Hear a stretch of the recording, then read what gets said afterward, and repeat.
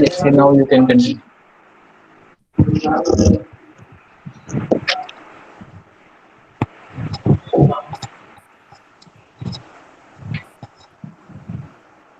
Thank you.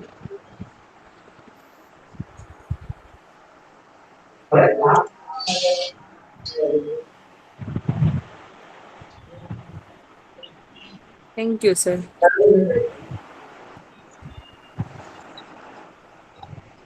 Assalamu alaikum, friends. Walaikum salam. Happy birthday, ma'am. Thank Happy you so birthday, ma'am. much. Thank you. Happy birthday ma'am. Thank you. आज हम पूछेंगे आपका दिन कैसा गया. ऐसा पूछने जैसा ही नहीं है. पूरा डे वर्किंग डे था. हाँ. बहुत डिफिकल्ट क्वेश्चन पूछ लिया आप लोगों ने.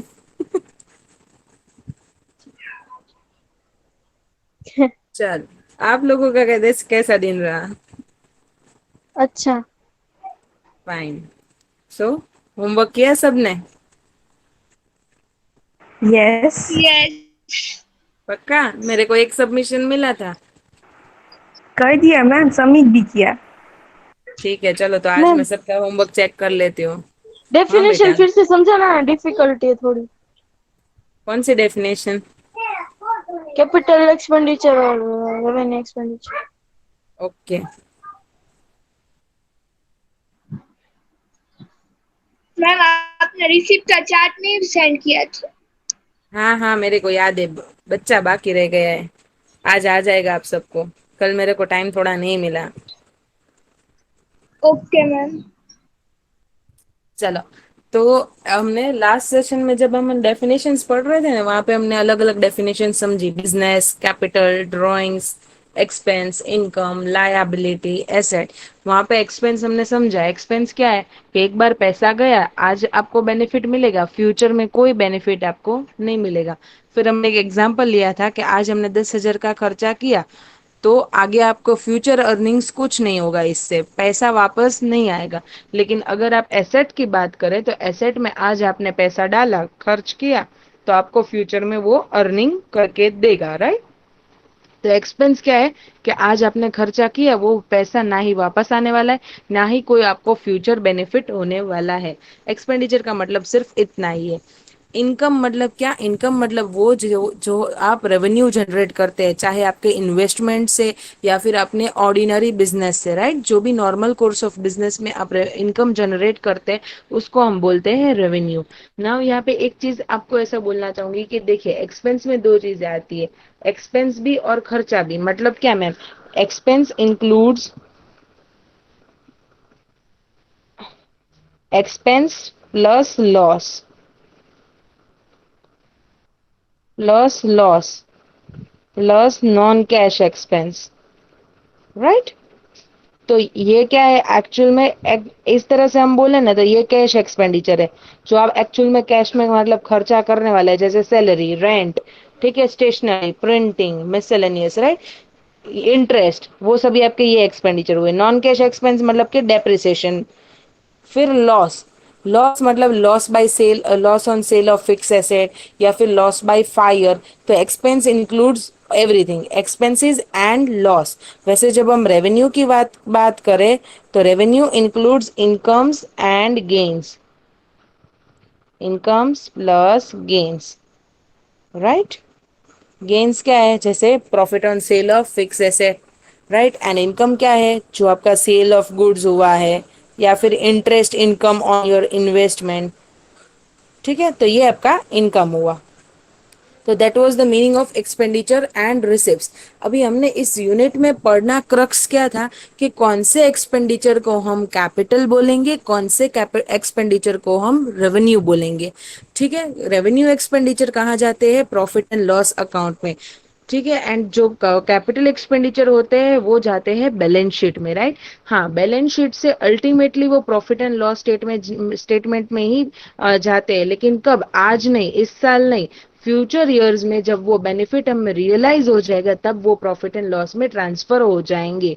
सो ultimately they are transfer to P&L, but for this current accounting year you will have to show it in balance sheet. Right. तो ये था डिफरेंस कैपिटल एंड रेवेन्यू का. फिर हमने देखा कि रेवेन्यू और कैपिटल का क्लासिफिकेशन करने के लिए हमें रूल्स दिए गए।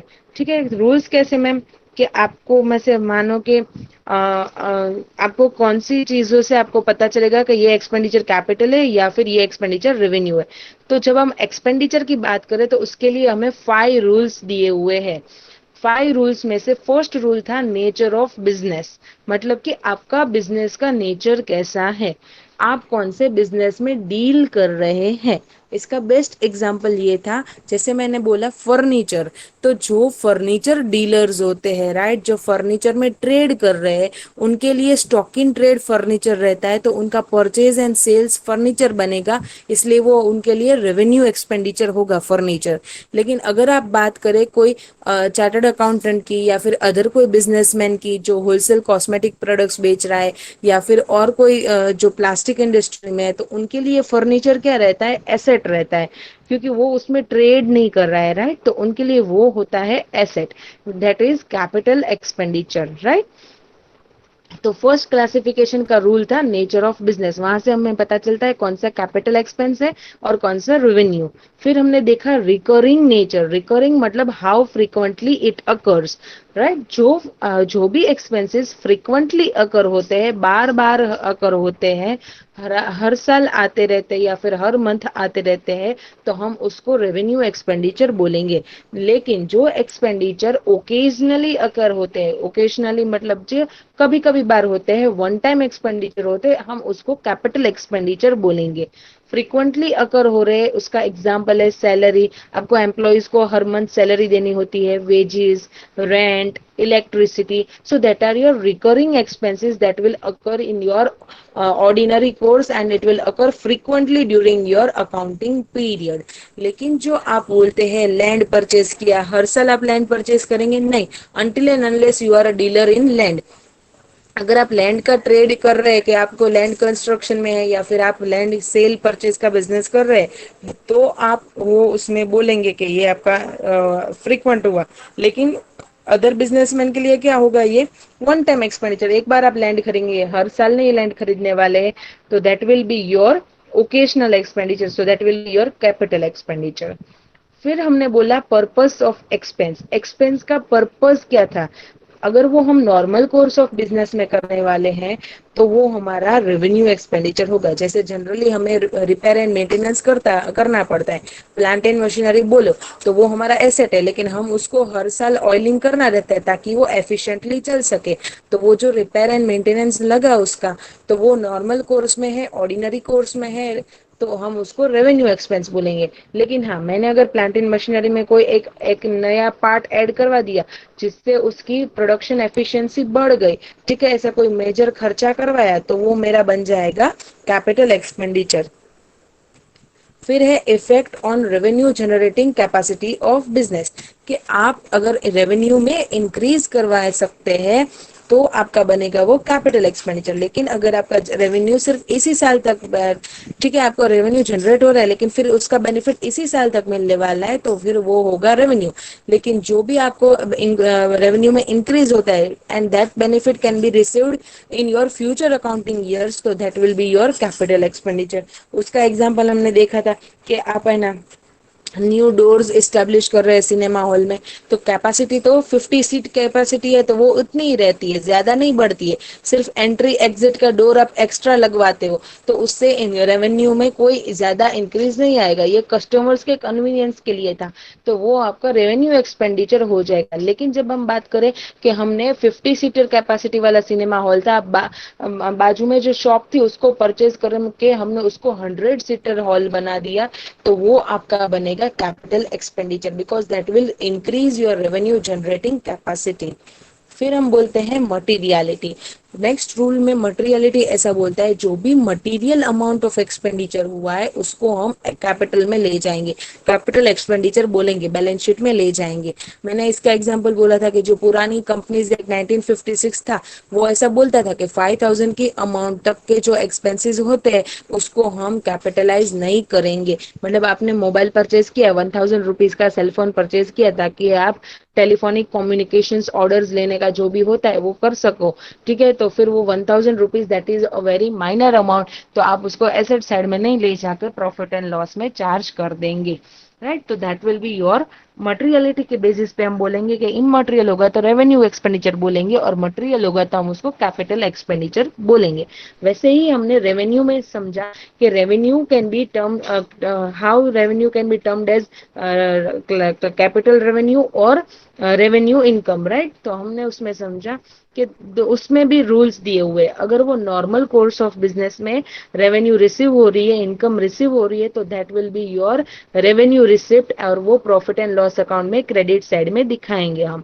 लेकिन अगर आपको स्पेशल केसेस में मिल रहा है, जो नॉर्मल ऑर्डिनरी कोर्स से अलग होके मिल रहा है, तो वो आपका बनेगा कैपिटल रिसिप्ट। इसका एग्जांपल था, अगर आप सेल्स ऑफ गुड्स कर रहे हैं, आपको इंटरेस्ट इनकम ऑन इन्वेस्टमेंट आ रही है, तो ये सब आपका normal ordinary course of business है, तो वो पीएनएल क्रेडिट में जाएगा। लेकिन अगर आप ऐसा बोलो profit on sale of fix asset, या फिर फिक्स एसेट का सेल किया, ठीक है, तो वो आपका सेल ऑफ फिक्स एसेट है, वो आपका कैपिटल रिसिप्ट बनेगा।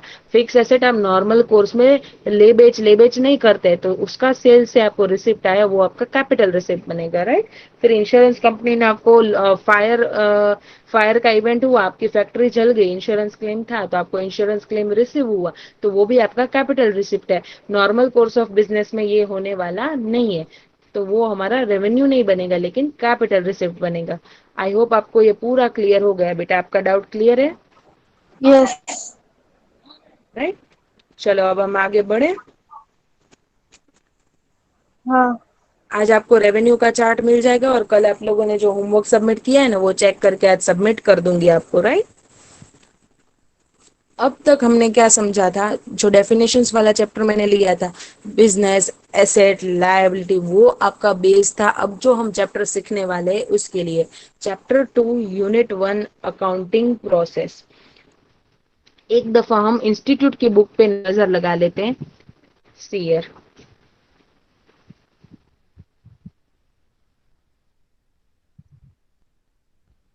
सो दिस इज योर चैप्टर 2। आज हम स्टार्ट करने वाले हैं वो चैप्टर 2 अकाउंटिंग प्रोसेस। इसमें हम पढ़ रहे हैं unit 1 basic accounting procedures, journal entries. तो यहाँ पे जर्नल एंट्री के प्रैक्टिकल सम्स आपको आएंगे, राइट। अब इसमें आप अगर देखें ना, तो पहले है डबल एंट्री सिस्टम, वो भी हमने कंसेप्ट पहले पढ़ लिया हुआ है, यहाँ पे भी वापस पढ़ लेंगे, एक बार नजर दिखा लेंगे। लेकिन मैं आपको बताना चाहती हूँ कि पूरा बेस हम बना के यहाँ तक पहुंचे। मैंने वहां पे जो इतना सारा बोल रही थी ना, आप लोगों को लग रहा था वो डेफिनेशंस लिखवा रही थी ना, वो इसलिए था कि आपका बेस बन जाए प्रैक्टिकल चैप्टर्स के लिए। फिर देखिए अकाउंट्स, हमने देखा था ना अकाउंट्स कैसे होते हैं। फिर क्या था, डेबिट एंड क्रेडिट। फिर एसेट्स एंड लायबिलिटीज वाला वो इक्वेशन, राइट। फिर इंक्रीज डिक्रीज वाला मैंने आपको बोला था कि आप वो समझ लेना, वहां पे मैंने एग्जांपल नहीं लिया था, अब यहाँ पे मैं एग्जांपल लेके आपको सिर्फ वो कंसेप्ट रिफ्रेश करवा दूंगी कि एसेट में इंक्रीज हुए तो क्या, तो सामने क्या घटेगा, ठीक है। एसेट में इंक्रीज हुए तो हम उसको डेबिट करेंगे, और अगर डिक्रीज हुआ तो क्रेडिट करेंगे, राइट। ये पूरा मैंने आपको लिखवाया है, ये पूरा इस चैप्टर का बेस था आपका।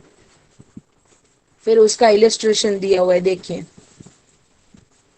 फिर हमने सीखा था ट्रांजैक्शंस कैसे होते हैं, ट्रांजैक्शन का मीनिंग क्या है, राइट।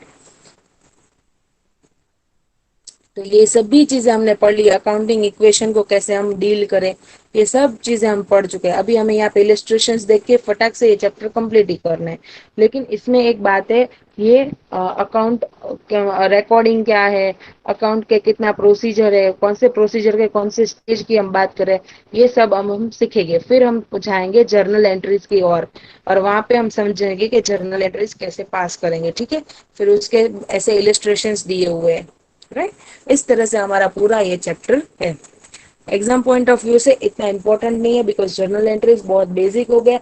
लेकिन किसी भी चीज को हमें छोड़ना नहीं है, ये आईसीआई का एग्जाम है, कभी भी वो कुछ भी पूछ सकता है। So we should be very much ready with it. our institute may can ask any question from any chapter, but we should be ready with our preparations, right? So chapter 2 unit 1 accounting process। Accounting process हमने first chapter में unit 1 में पढ़ा था, आपको याद है तो accounting life cycle पूरी पढ़ी थी, generating accounting information and communicating accounting information. तब हमने जनरेटिंग में पढ़ा था जर्नल एंट्री, फिर recording, classifying and summarising, right. तो वो सभी स्टेप्स अब हमारे यहाँ पे आएंगे। तो स्टार्ट कहाँ से हुआ था? रिकॉर्डिंग से। Now see, recording of transactions. तो रिकॉर्ड कैसे बनता है, ठीक है। इसमें हम रिकॉर्डिंग, क्लासिफाइंग, समराइजिंग सब ले लेंगे, लेकिन ये स्टेज आपको समझाने के लिए इस चैप्टर में हमें ध्यान देना है सिर्फ रिकॉर्डिंग ऑफ ट्रांजैक्शंस पे, मतलब कि जर्नल एंट्रीज पे।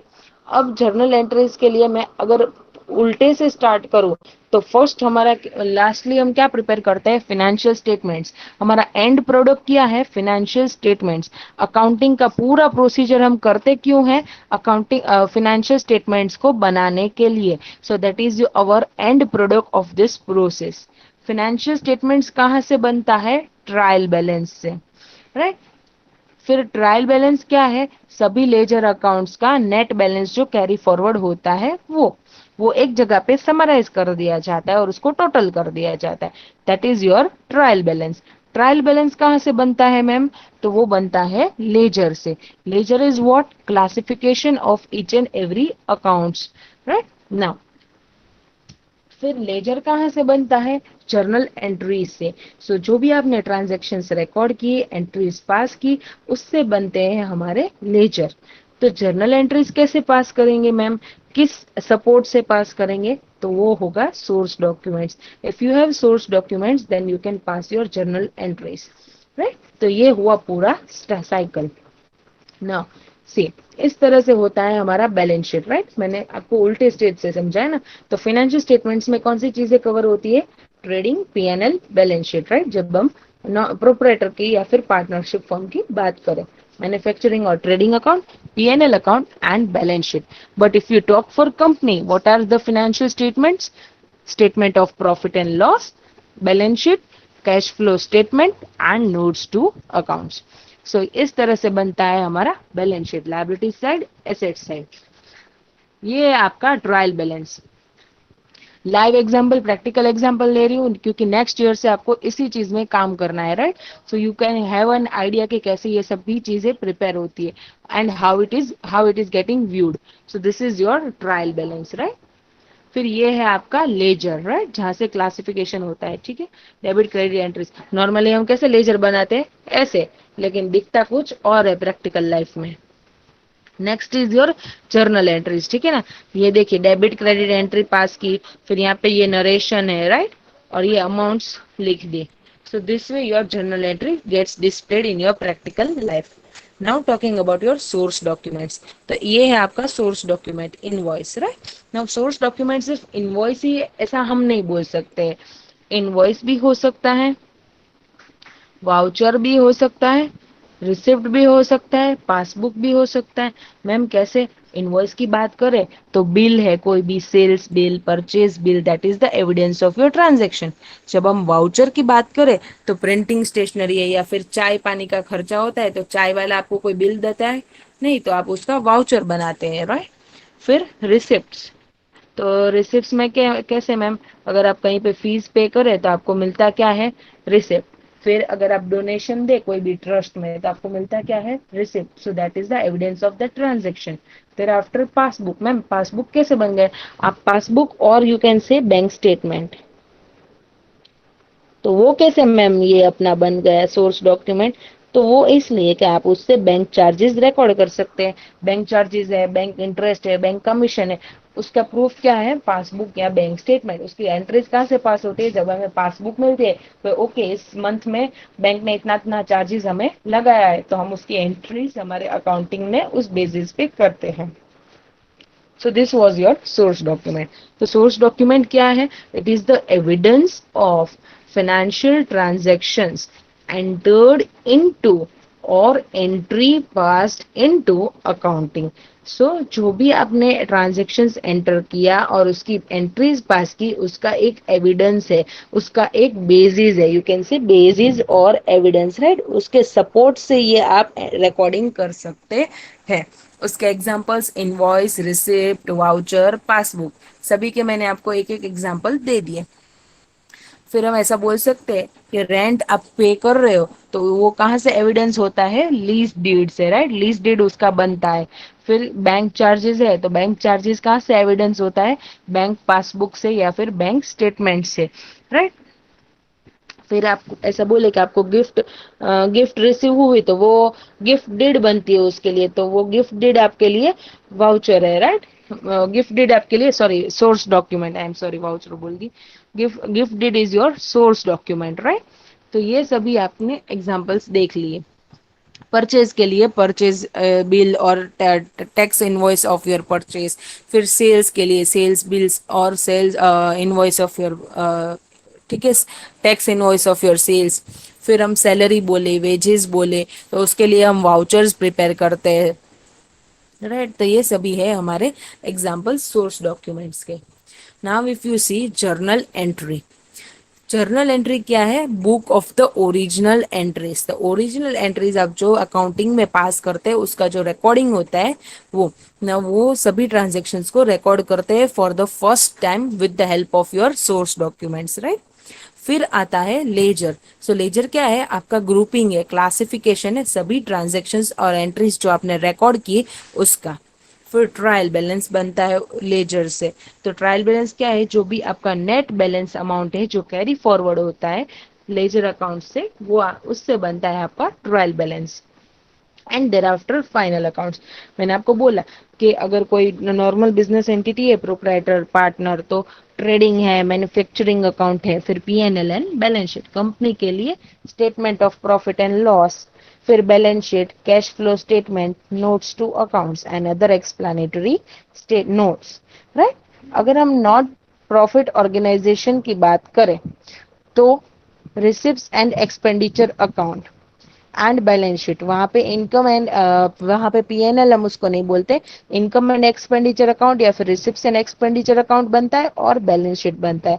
जो भी नॉट फॉर प्रॉफिट ऑर्गेनाइजेशन रहता है जैसे एनजीओ, राइट। सो जर्नल एंट्रीज को कैसे रिकॉर्ड करते हैं? सोर्स डॉक्यूमेंट के आधार पर। फिर हमें सीखना पड़ेगा अकाउंट्स को, कि अकाउंट्स क्या है। फिर हमें डेबिट एंड क्रेडिट रूल्स को सीखना होगा और फिर हमें देखना होगा जर्नल्स कैसे पास होती है।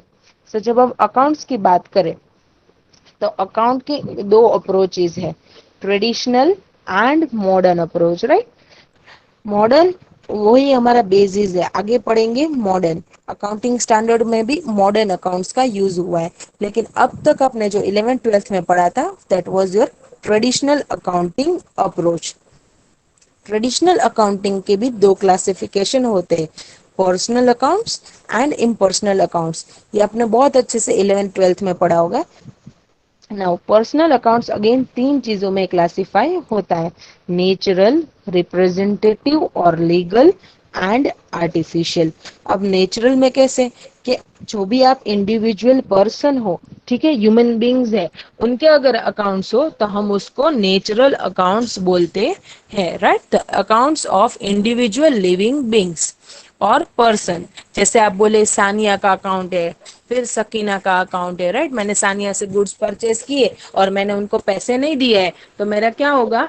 Purchase account debit to Sania account, right. तो सानिया अकाउंट है वो होगा मेरा नेचुरल पर्सनल अकाउंट। फिर बोलो कि मैंने सकीना को गुड्स सेल किए, सकीना ने मेरे को पैसे नहीं दिए हुए, क्रेडिट सेल हुआ है, तो क्या होगा कि Sakina account debit to sales, right. तो सकीना मेरे लिए इंडिविजुअल पर्सनल अकाउंट बनेगा, that is your natural account, right. फिर हम बात करें रिप्रेजेंटेटिव और लीगल अकाउंट की। तो रिप्रेजेंटेटिव और लीगल अकाउंट मतलब क्या?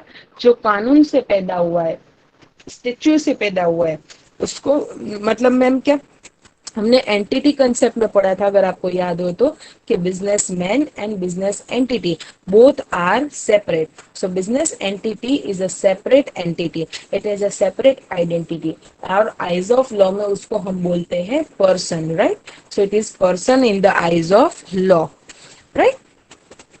तो जैसे एग्जांपल है टाटा मोटर कार्स, राइट।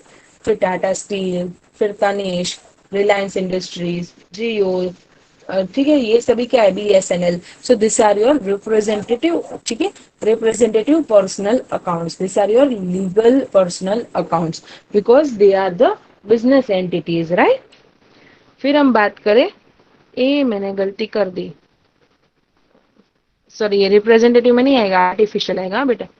मैंने गलती कर दी है। आर्टिफिशियल अकाउंट्स और लीगल अकाउंट्स आप ऐसे कंपनी में सीखेंगे, कंपनी लॉ में, कि ये company is a artificial entity, right? वो आर्टिफिशियल पर्सन है, राइट? आई एम सॉरी, मैंने यहाँ पे गलती कर दी।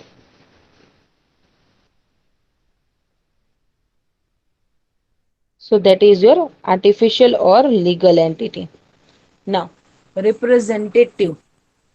तो रिप्रेजेंटेटिव पर्सनल अकाउंट्स कौन से होते हैं? That are the group of personal accounts, right? चाहे वो नेचुरल हो या फिर लीगल हो। मतलब मैम आप एग्जांपल दे सकते हैं, तो वो है ट्रेड डेटर्स। ठीक है, अगर मेरे को मानो मैंने सेल्स किया, बहुत सारी को किया, ठीक है, अभी मैं यहाँ पे अपने है ना सभी गर्ल्स का नाम ले लीजिए, 13 स्टूडेंट्स है तो 13 का भी नाम ले लीजिए। ठीक है, सभी को मैंने सेल्स किया, तो सभी का अकाउंट मैं बैलेंस शीट में दिखाऊंगी नहीं, तो मैं इसको क्या बोलूंगी? ट्रेड डेटर्स और ट्रेड रिसीवेबल्स।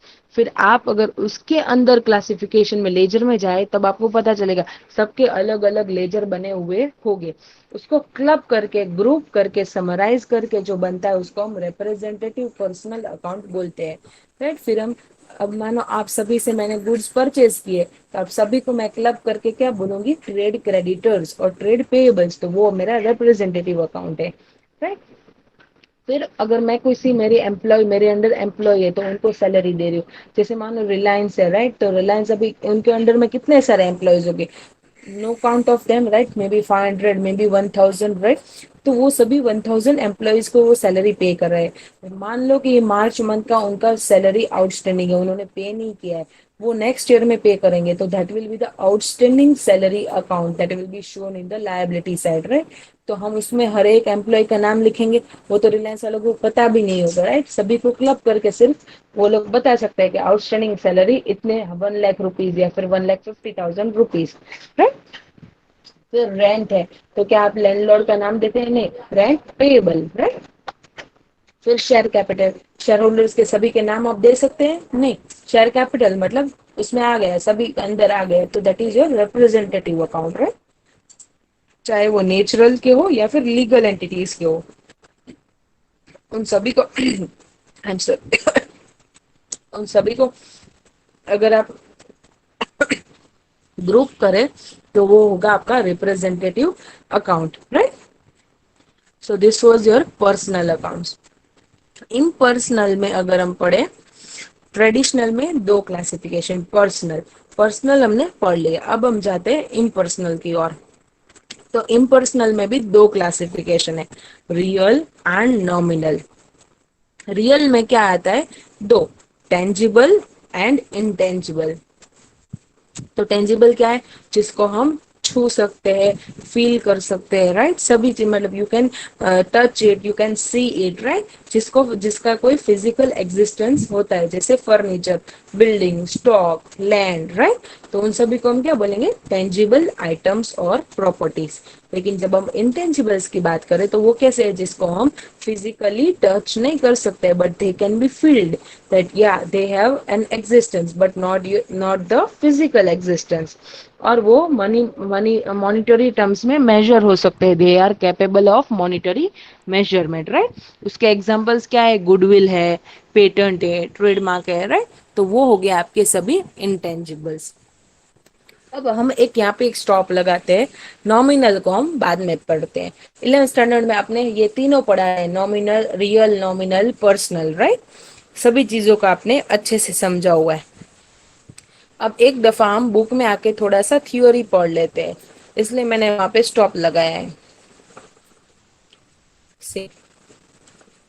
यही चार्ट आपको यहाँ पे मिल गया अकाउंट्स में, पर्सनल, इम्पर्सनल। पर्सनल में natural, legal, representative, and impersonal में रियल एंड नॉमिनल। फिर डबल एंट्री सिस्टम, तो वो 500 साल पुराना है, right?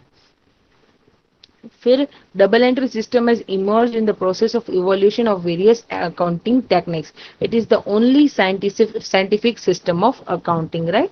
According to it, every transaction has two-fold aspects. हर एक transaction का दो aspects होता है, debit and credit, right?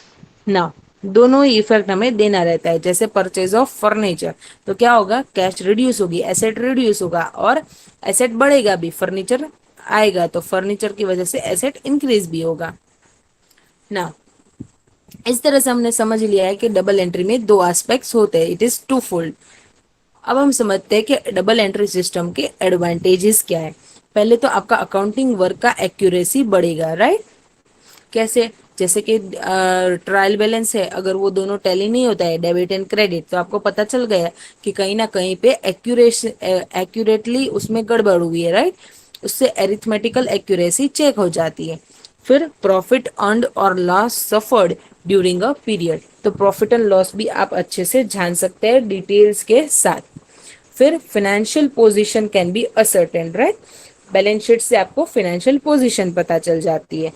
फिर system permits accounts to be kept in much details as necessary, therefore affords significant information for the purposes of control। notes to accounts में और यहाँ पे आपको अच्छे से पूरी इंफॉर्मेशन डिटेल में देना पड़ता है, क्यों? That is for the purpose of control. And फिर रिजल्ट्स आप कंपेयर कर सकते हैं फ्रॉम ईयर टू ईयर, ठीक है। तो ये सभी आपके एडवांटेजेस है डबल एंट्री सिस्टम के। नाउ अकाउंट, अकाउंट कैसे बनते हैं? ऐसे कैश में debit side credit side, right. तो एक्चुअल में डेबिट क्रेडिट है क्या? इंक्रीज और डिक्रीज। एक बार आपको पर्सनल मतलब पर्सनल अकाउंट्स के आपको बैलेंसेस पता चल जाए तब आपको समझ में आ जाएगा। जैसे हमने बोला एसेट, जैसे हमने बोला एसेट, राइट। तो एसेट में क्या होगा कि अगर एसेट का होता है डेबिट बैलेंस, तो अगर मैं उसको इंक्रीज कर एसेट इंक्रीज हो रही है मेरी, तो मैं उसको डेबिट इफेक्ट दूंगी, और अगर डिक्रीज हो रही है तो मैं उसको क्रेडिट इफेक्ट दूंगी। ऐसे टी शेप में हम उसको फॉर्म करते हैं, राइट ना। You can see, you can read this whole chart, right. उन लोगों ने यही बात आपको समझाई है, सिर्फ एक एग्जांपल दिया है कि जैसे कैपिटल में आप कैश ला रहे हैं, ठीक है। फिर आपने एग्जांपल है जैसे सैलरी पे की, गुड्स परचेज किया, तो ऐसे उन्होंने थोड़े से एग्जांपल्स दिए हुए, उसमें आपको कैश का इफेक्ट दिखाया हुआ है। Now see initial investment by owners for ₹25 lakhs in cash, तो कैश इंक्रीज हुआ, that is debit. And capital credit, capital भी इंक्रीज हुआ। फिर paid cash to creditors 14 lakh, ठीक है, तो कैश डिक्रीज हुआ और क्रेडिटर्स भी डिक्रीज हुआ। सो फिर कैश क्रेडिट होगा और क्रेडिटर्स डेबिट होगा। जनरली इंक्रीज डिक्रीज के साथ साथ आपको डेबिट क्रेडिट समझ में आ जाने चाहिए। फिर आप देखें कि अकाउंट कैसे बनता है। Date, particulars, reference and amount, that is your debit side, and date, particulars, reference and amount for your credit side. ये एक अकाउंट का प्रॉपर फॉर्म है, ठीक है, ये फॉर्मेट है।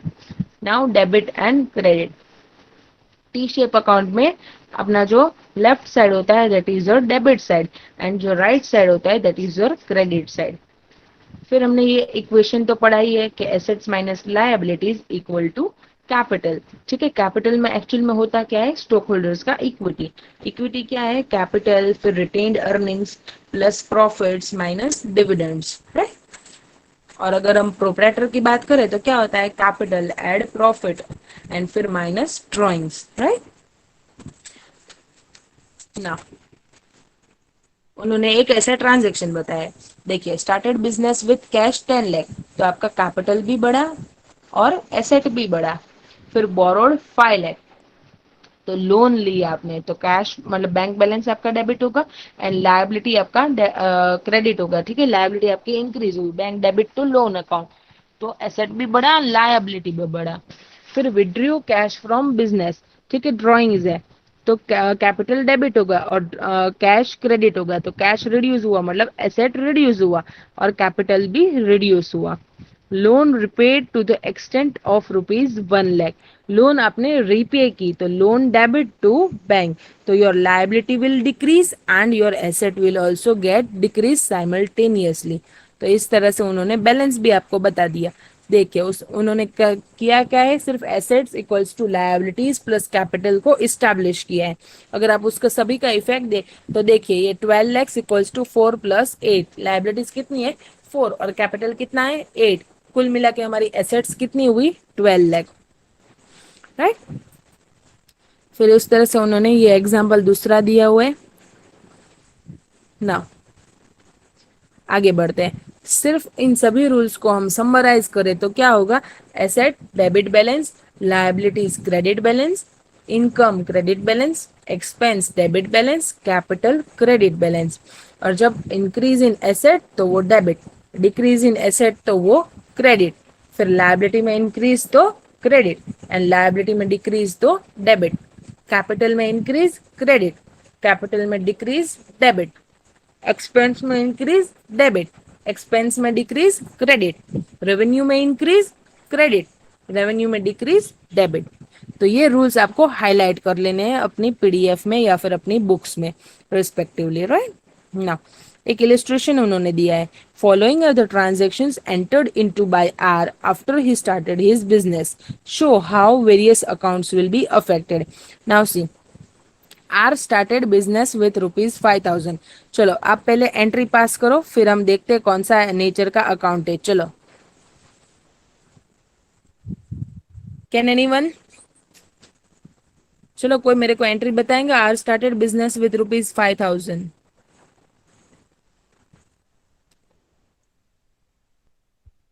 हेलो,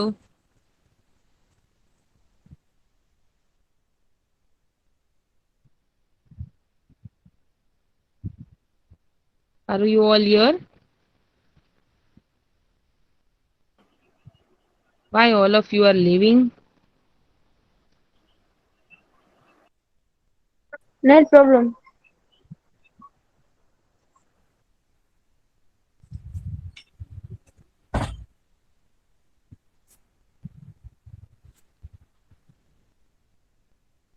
चलो कोई और ट्राई करेगा, वो सभी ज्वाइन हो जाए तब तक। Bank R, account debit to to capital account. Very good. तो बैंक आपका क्या है?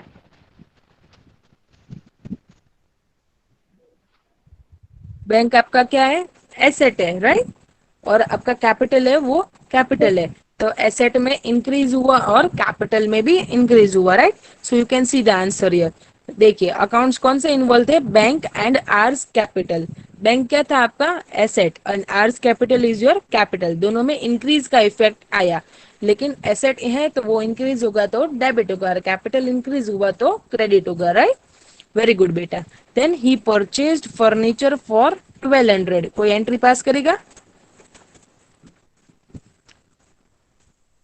R is the owner of business. R is purchasing furniture, right? Cash account debit to purchase. नहीं। फर्नीचर अकाउंट डेबिट नहीं, purchase to to cash. Bank. Yes, furniture account debit to cash. Why so? देखिए यहाँ पे furniture आपका asset बनेगा, right. इसलिए आप उसको परचेज अकाउंट नहीं बोल सकते। परचेज एंड सेल्स अकाउंट्स आप सिर्फ उसी के लिए बोल सकते हैं that are your goods. Goods are what, that you deal primarily in it, right. आपको मैंने ये हमारे जो डेफिनेशंस वाले सेशन में बोला था कि गुड्स के लिए हम कभी, सॉरी, एसेट्स के लिए हम कभी परचेज सेल्स अकाउंट का यूज नहीं करते, सिर्फ गुड्स के लिए करते हैं, right. Now see, furniture is your asset, तो फर्नीचर डेबिट टू कैश और बैंक। तो फर्नीचर आपका एसेट है और बैंक भी आपका एसेट है। जो दो आपके अकाउंट इन्वॉल्व है दोनों ही एसेट है। तो एक एसेट इंक्रीज हुई, एक एसेट डिक्रीज हुई, राइट। तो अगर एक एसेट इंक्रीज हुई तो क्या इफेक्ट आएगा, डेबिट, और दूसरी डिक्रीज हुई तो क्या इफेक्ट आएगा, क्रेडिट, राइट। तो आपका डेबिट होगा 1200 एंड क्रेडिट होगा 1200। नेक्स्ट, चलो कौन ट्राई करेगा, paid salary to his clerk. बहुत इजी है। अब आप सभी ने जर्नल एंट्रीज पास की 11th-12th में, सिर्फ आपको एक अच्छे से तौर से समझ के उसकी इफेक्ट समझानी है, ठीक है। यहाँ पे paid salary to his clerk. Salary account debit to bank account. Very good बेटा। तो सैलरी क्या होगा आपका, एक्सपेंस होगा ना कि एसेट, राइट। और बैंक क्या होगा आपका, एसेट रहेगा, राइट। सो एक्सपेंस इंक्रीज हो रहा है लेकिन एसेट डिक्रीज हो रहा है। Expense is a debit balance. Now if it is getting increase then you will pass the debit effect, and asset जो है आपका डेबिट बैलेंस होता है वो डिक्रीज हो रहा है तो आप कौन सा इफेक्ट देंगे, क्रेडिट इफेक्ट, राइट। फिर पेड रेंट 1150। चलो, who will rent try? Account debit to bank. Very good बेटा। तो रेंट क्या है आपका? एक्सपेंस है। एक्सपेंस का कौन सा balance? Debit balance. Debit, now expense is getting increase, so we will have debit effect. फिर रिसीव, सॉरी, बैंक, और बैंक आपका क्या है? एसेट है। एसेट डिक्रीज हो रहा है, तो आपका कौन सा इफेक्ट आएगा? Credit effect. Now received interest, चलो कौन ट्राई करेगा? Bank account bank debit to account debit. Very good बेटा। तो बैंक डेबिट हुआ, bank is your asset, right? तो एसेट विल गेट इंक्रीज, तो डेबिट इफेक्ट आएगा। And interest is your income. Income का कौन सा बैलेंस रहता है? Credit balance. तो क्रेडिट। वो यहाँ पे इंक्रीज हो रही है, राइट? सो कौन सा इफेक्ट आएगा? क्रेडिट इफेक्ट आएगा, right? So this was your illustration number 1। I hope you all got clear. ठीक है, ये पूरा बेस हमने अच्छे से वहां पे समझा था। फिर अब हम समझते हैं ट्रांजैक्शंस, राइट? बुक कीपिंग में हम ट्रांजैक्शंस को रिकॉर्ड करते हैं, लेकिन कौन से transactions? That are the financial transactions and that can be measured in terms of money, right? Now बहुत सारे ट्रांजैक्शंस होते हैं, लेकिन उसमें से सिर्फ हमें फिनेंशियल ट्रांजैक्शंस को रिकॉर्ड करना है।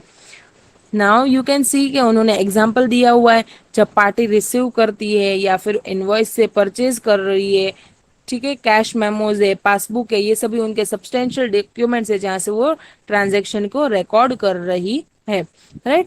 Now transactions analyzed in terms of money and supported by proper documents, that is your source documents, are recorded in the books of accounts under double entry system. To analyze the dual aspect of each transaction, two approaches are followed. ये मैंने आपको पता है ना कि accounting equation approach and traditional approach, दो चीज हम उसमें करते हैं ट्रांजैक्शंस की इफेक्ट, ड्यूअल इफेक्ट देने के लिए। अकाउंटिंग इक्वेशन हमने पहले ही समझ लिया कि प्लस माइनस कर रहे हैं, राइट? सी, अकाउंटिंग इक्वेशन के लिए वो लोग क्या बोलते हैं कि left hand side and right hand side वो लोग बना लेते हैं। जो हमने पढ़ा था ना, assets minus liabilities equals to equity, उसको वो लोग लेफ्ट हैंड साइड और राइट हैंड साइड में कन्वर्ट कर रहे हैं। यू कैन सी हियर, आप हमेशा है ना मैथ्स में ऐसे करते हैं प्रूव कि LHS must be is equals to RHS, उसी तरह आपको यहाँ पे प्रूव करना रहेगा। Now if you say assets equals to liabilities plus equity, now what is your equity? Capital plus reserves and surplus. Liabilities कौन सा होगा? जो long term liabilities plus current liabilities. Asset क्या होगा? Fix assets plus current assets, right? तो इस तरह से फिर आपको आगे आगे जाके इन ऑल आपको ये इक्वेशन टैली करवाना होता है। ये LHS इक्वल्स टू RHS, और वो क्या है? Assets minus liabilities equals to equity. तो यू कैन सी ये इस तरह से इक्वेशन है, और आपको हर एक आइटम्स को चेक करना रहेगा LHS के साइड पे और RHS के साइड पे। जैसे आप देखिए, LHS के साइड पे इक्विटी है आपका 5000, long term liabilities 1000, current liabilities 1000, कुल मिला के कितना हुआ? 7000। और राइट हैंड साइड पे क्या क्या है? फिक्स एसेट्स है, करंट एसेट्स है, राइट? दोनों को भी टोटल लगा के आप देखिए तो 7000 हो रहा है। तो that is LHS is equals to your RHS, right? अब इस इक्वेशन को ही वो लोग बेसिक अकाउंटिंग में यूज करते हैं। इफ यू सी हियर, पहले उन्होंने सभी एसेट्स का यहाँ पे टोटल लिया। कौन सी एसेट थी? Furniture, inventory and cash. क्या टोटल आया? 5300। तो ये हुआ आपका asset. Liabilities current and long term मिला के कितना हुआ? 1500। तो what is your equity? Assets minus liabilities, that is 3800, right?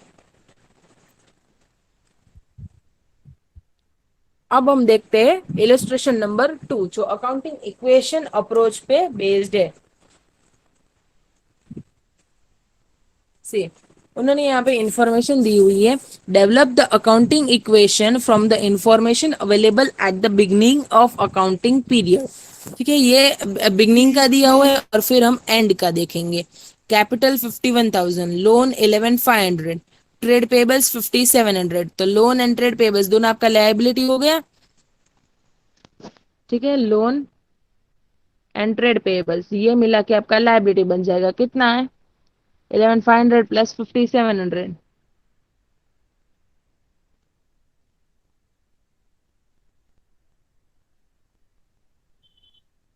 फिर आपका कैपिटल कितना है? 51,000,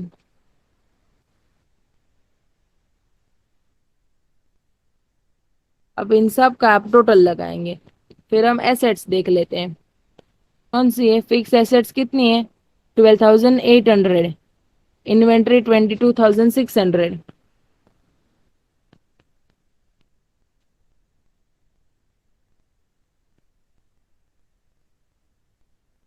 राइट। फिर कौन सी चीजें हैं, trade receivable 17,500, cash and bank 15,300।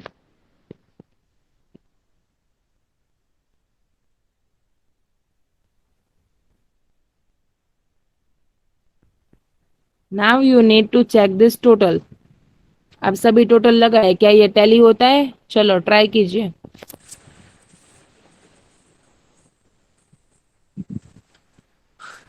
Note down your books and try. चलो मेरे को बताएं, मेरे पास तो अभी कैलकुलेटर नहीं है।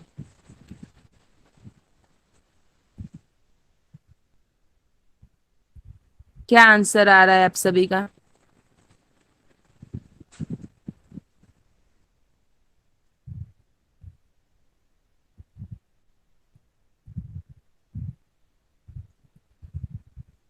चलो, एनीवन? अरे मेरे को एडिशन करके तो बोलिए। 68,200। 68,000। Very good. चलो, सो दोनों 68,200 मैच हो रहा है। Yes. So here we prove that Yes. LHS is equals to RHS. ये था हमारा ओपनिंग का balance sheet, right. Now we will see closing. Closing में भी सेम चीज आप कर सकते हैं। कैपिटल हमें पता नहीं है अभी यहाँ पे। लोन कितना है, 11,500। ट्रेड पेबल्स कितना है, 5,800। अब यहाँ पे जो हमने फर्स्ट इक्वेशन बनाया ना 68,200 वाला, उसके यूज से हम यहाँ पे फाइंड आउट करेंगे अपना कैपिटल, राइट। ओपनिंग कैपिटल हमारे पास ऑलरेडी है 51,000। नाउ सी, चलो पहले लायबिलिटीज का टोटल लगाओ। लोन कितना है, 11,500। Trade payables 5,800। टोटल 8। चलो 17,300. ओके, थैंक यू बेटा।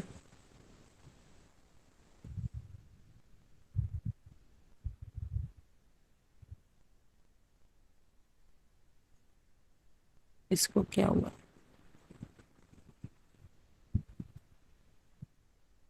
Okay, now assets. एसेट्स कौन सी है अपने पास, फिक्स एसेट्स है 5,800। चलो सॉरी, 12,720। अब मेरे को टोटल लगा के दीजिए आप। Inventory 22,900, trade receivable 17,500 and cash at bank 15,600। Assets का टोटल लगाइए।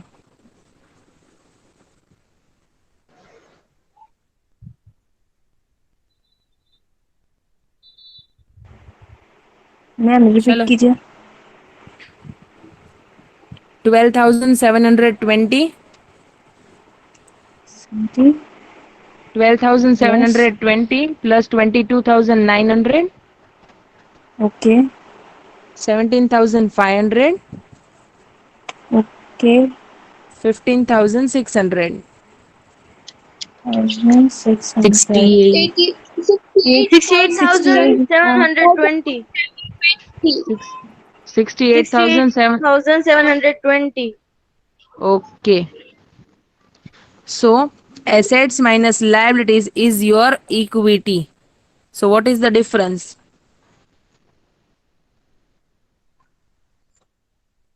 51,420. Okay. Now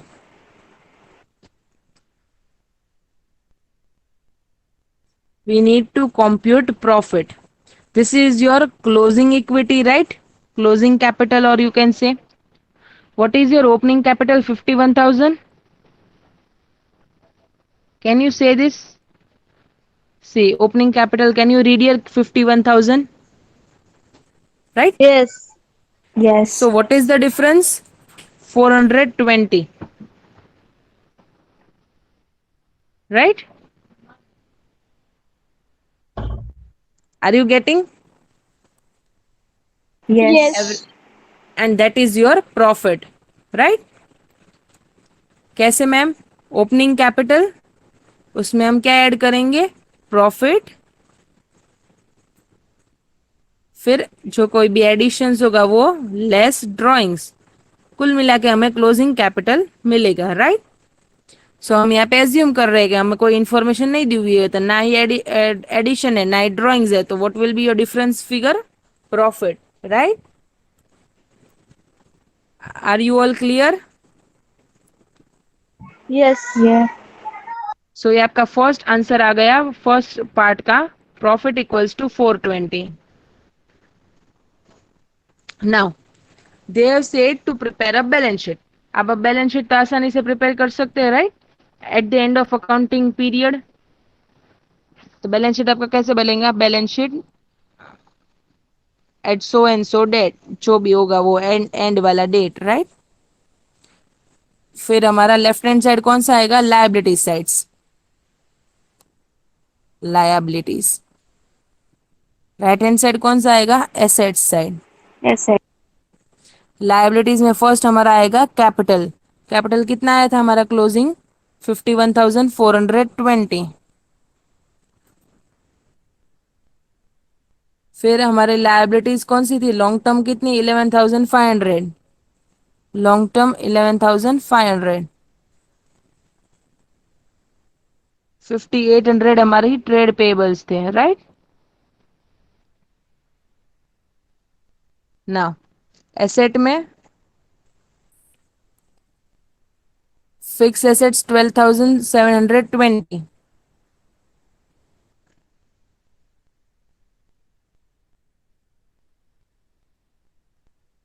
trade payables, sorry, inventory 22,900। Inventory 22,900। Trade receivable 17,500 and 5,600 cash at bank 15,600। दोनों हमारा टोटल सेम आएगा, right? 68,720। So this is your balance sheet, right? I hope this illustration 2 is clear to all of you. Any doubts? No. Okay. No, ma'am. पक्का? पक्का clear? Yes. Yes. Fine. So I am ending up my session here. This illustration 2 and illustration 1 both are your homework. Okay? Okay. Okay. And अब and आपको ये summary बनाने की है। आज आपको ये बोर्ड PDF मिल, भेज दीजिए। हाँ हाँ, पीडीएफ मिल जाएगा। ये देखिए समरी का फर्स्ट पेज आपका ये बनेगा, recording of transactions, first chart, Okay. Right? फिर आपका आएगा सभी ये नहीं, ये रहा सोर्स डॉक्यूमेंट का डेफिनेशन, उनके टाइप्स, फिर उनके एग्जांपल्स, फिर एंट्री, लेजर और ट्रायल बैलेंस का मीनिंग क्या है, फिर फाइनल अकाउंट्स वाला ये चार्ट, ये प्रोसीजर हम कैसे आगे बढ़ेंगे रिकॉर्डिंग करने के लिए। अकाउंटिंग अप्रोचेज हमने सीखा, ट्रेडिशनल, मॉडर्न। ट्रेडिशनल हमने सीखा है पर्सनल, इम्पर्सनल। तो ये चार्ट आप अपना ड्रॉ करेंगे और ये चार्ट भी। कल हम स्टार्ट करेंगे वापस नॉमिनल से, राइट? रियल एंड पर्सनल आपको समझ में आ गया है। और ये Okay. दो इलस्ट्रेशंस, ये सभी समरी आपको समरी बुक में करने की है, चैप्टर 2 यूनिट 1। एंड आपका आएगा ये सम्स वाली बुक में, राइट? Illustration 1 and illustration 2। यहाँ तक आपको पूरा चैप्टर पढ़ के आने का है। फिर भी कोई डाउट्स आ जाए आपको रीडिंग से तो आप मेरे को पूछ सकते हैं, राइट? Okay. चलो, आज के सेशन में Okay. और कोई doubts? Yet not. No, ma'am. No okay. doubts. हाँ बेटा, रेवेन्यू वाला चार्ट आपको मिल जाएगा, कैपिटल और रेवेन्यू रिसिप्ट वाला। Fine, thank Okay. You, bye bye. Bye. જાગતે વખતે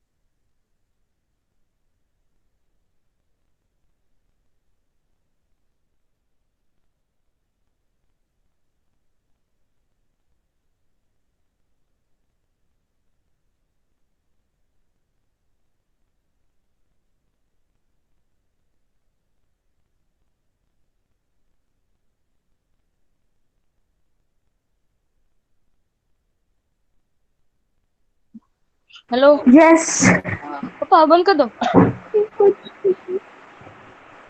तो Hi. बंद कर दो. हाय हाय. Hi, hi, hi, hi. Love you આપી દો. આખું હતું ये कौन से? સબીનાની બેનું શાયદ ये तो को जानवर